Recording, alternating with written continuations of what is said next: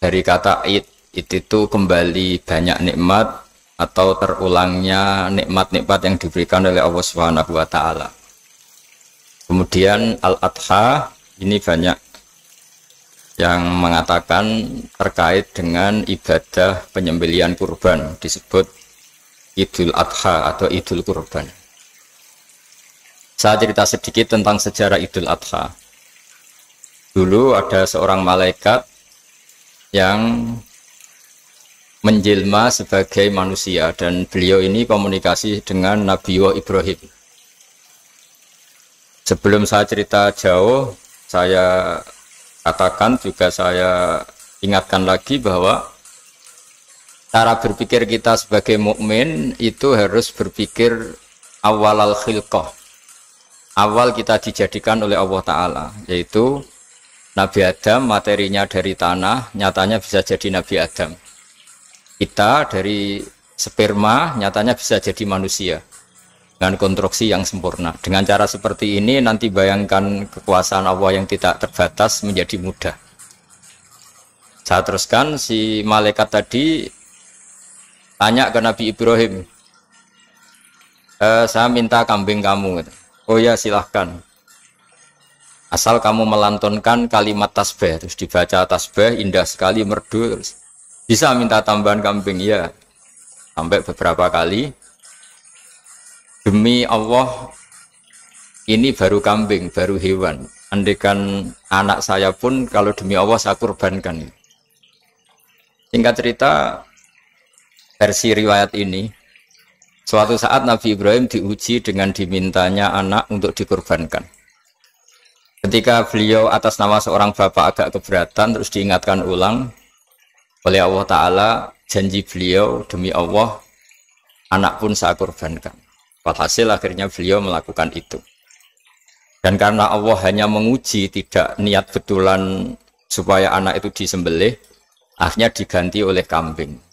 Jadilah tradisi kurban itu pakai kambing.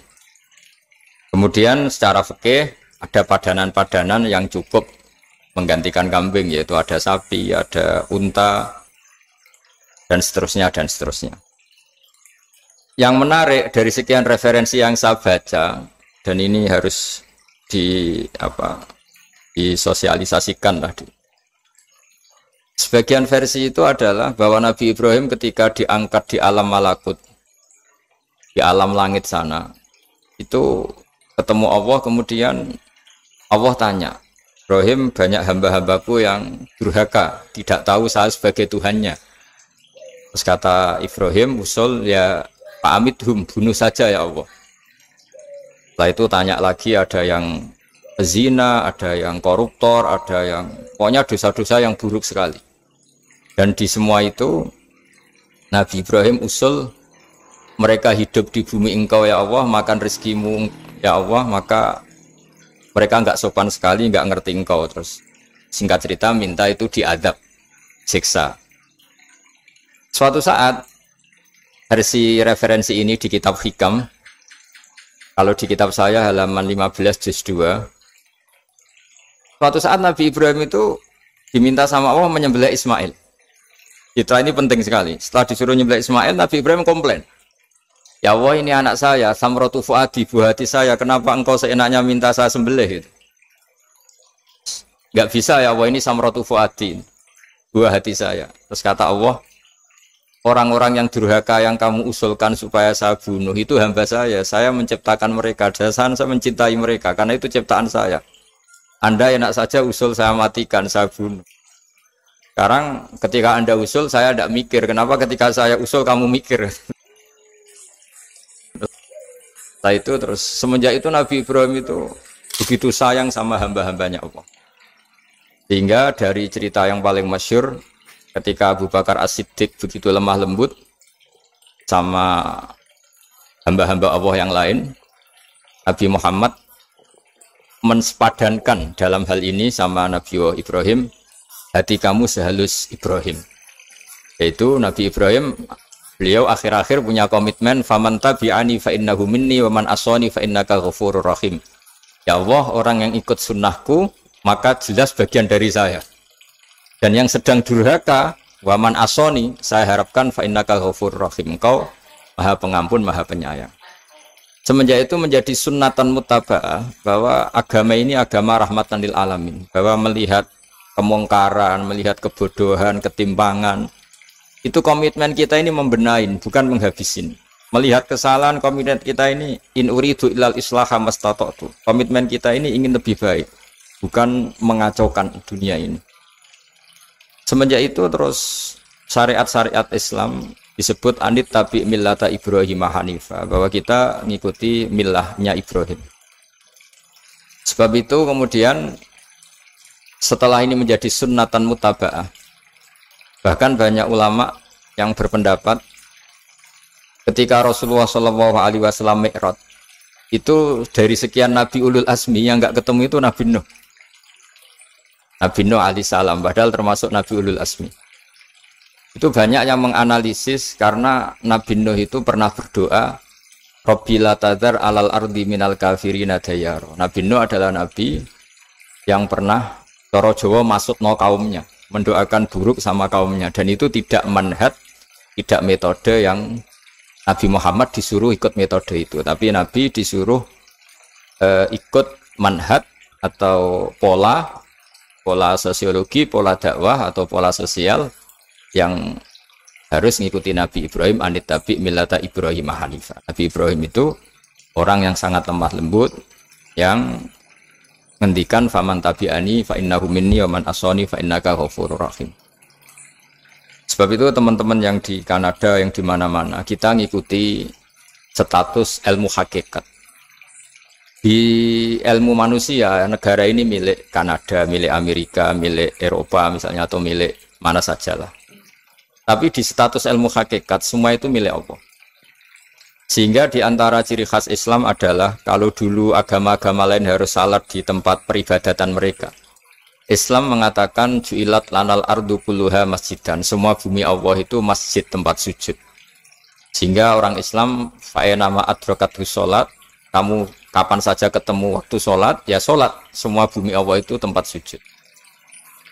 Sehingga suatu saat sahabat yang biasa siaha, biasa hidup di perantauan, Nabi memberi nasihat, al-bilad biladullah wal ibad ibadullah. Fahaitsuma asabta khairan fa'akim. Semua negara itu milik Allah, semua hamba dimanapun juga hamba Allah. Kamu di mana saja mendapatkan kebaikan, ya silahkan berdomisili di situ.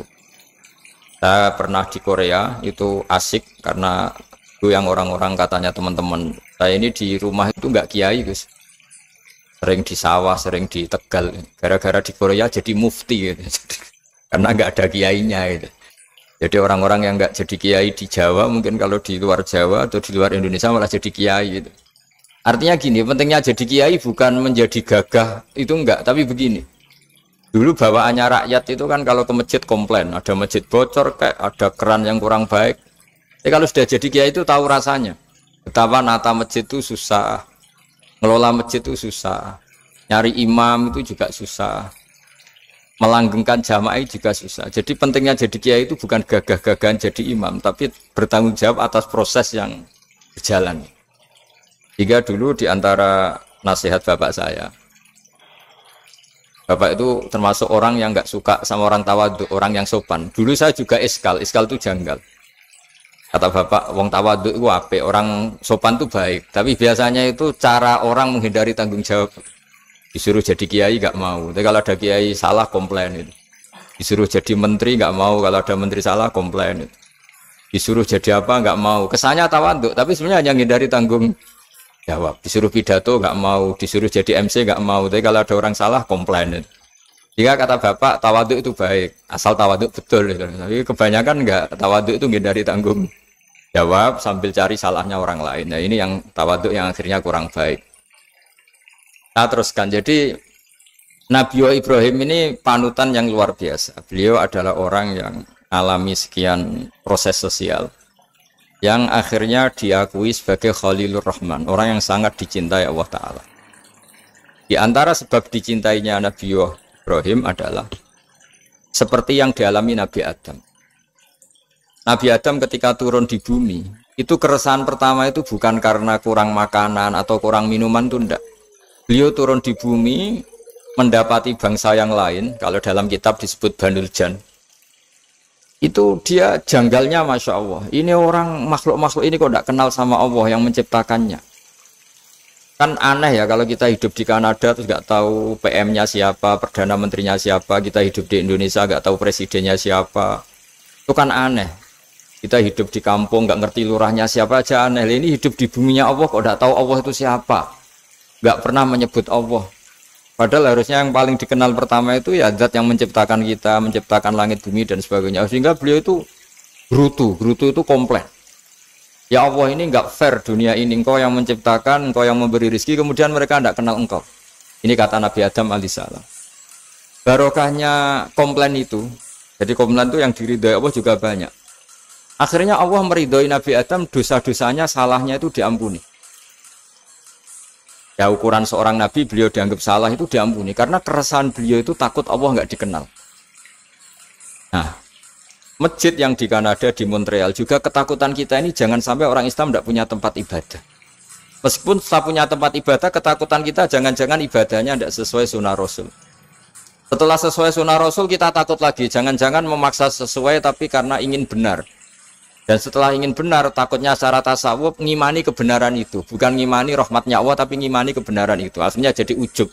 Ujub itu bangga amal diterima karena kebaikannya, bukan karena fadlnya Allah, karena anugerah.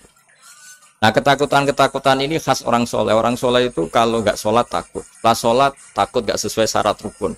Setelah sesuai semua takut iktimat alal amal. Membanggakan kebenaran. Tapi bukan membanggakan luasnya rahmatnya Allah Ta'ala. Sehingga di luar ilmu fikih ada ilmu namanya ilmu tasawuf. Ilmu yang mengelola hati.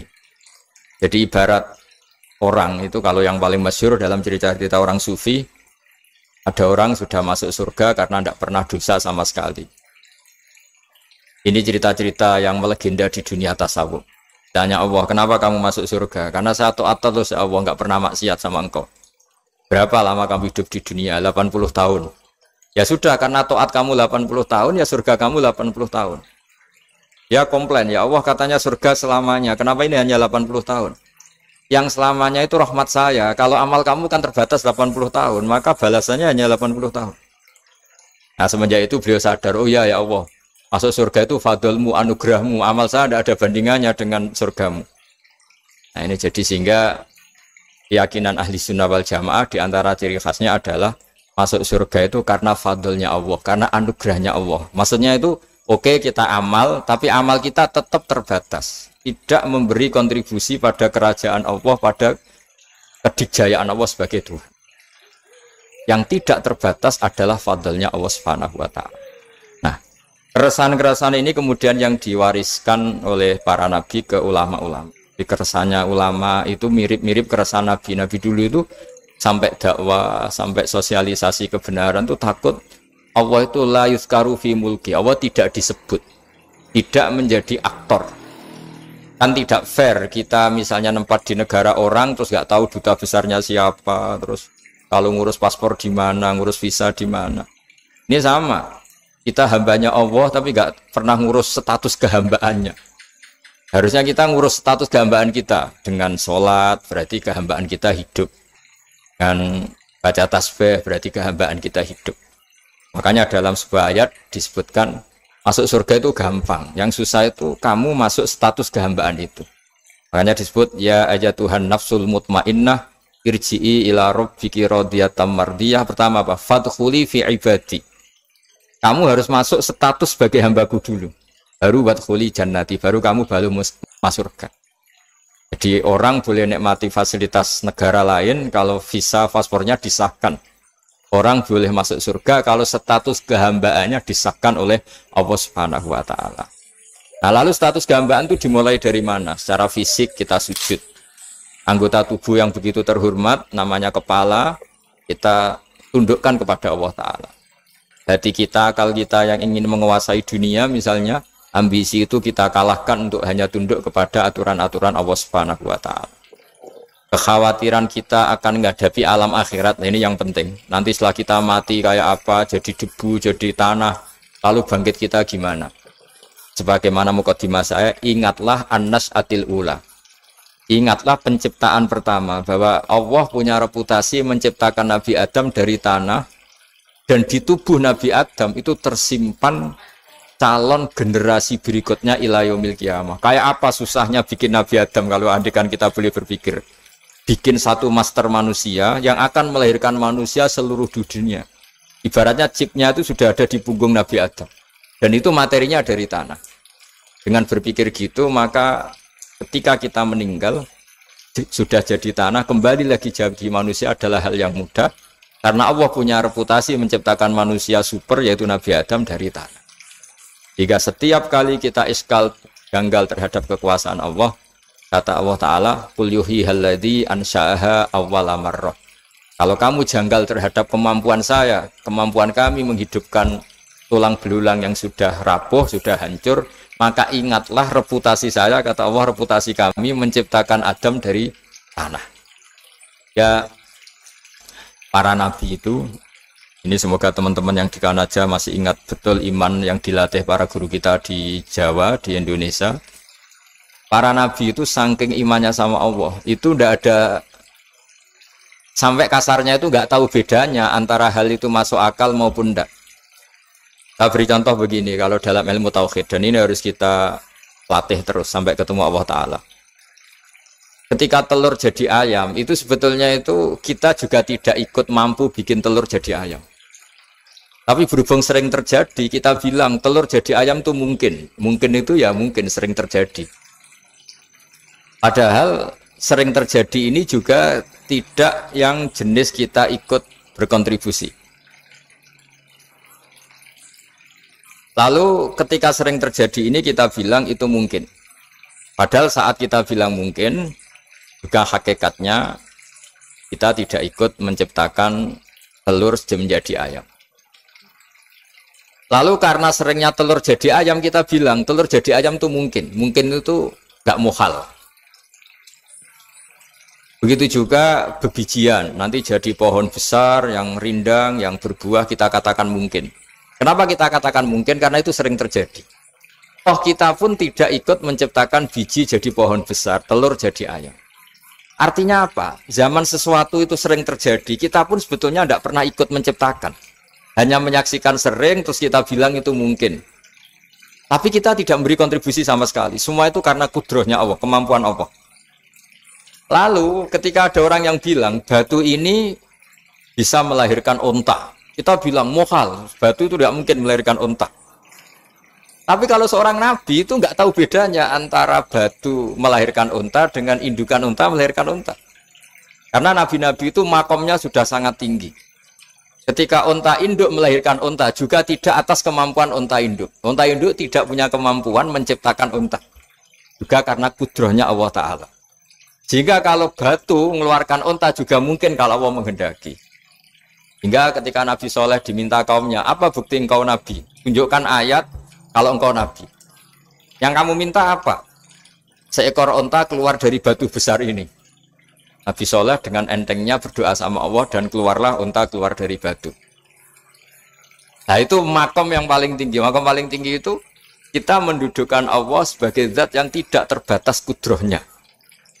Hingga para nabi itu terus punya mukjizat. Nah, mukjizat itu untuk mengingatkan ulang bahwa Allah itu tidak terbatas kemampuannya. Bagaimana unta keluar dari batu besar zaman Nabi Soleh, zaman Nabi Muhammad air keluar dari jemarinya Rasulullah SAW, Nabi Ibrahim dibakar tidak mempan, tetap sehat, tetap bugar.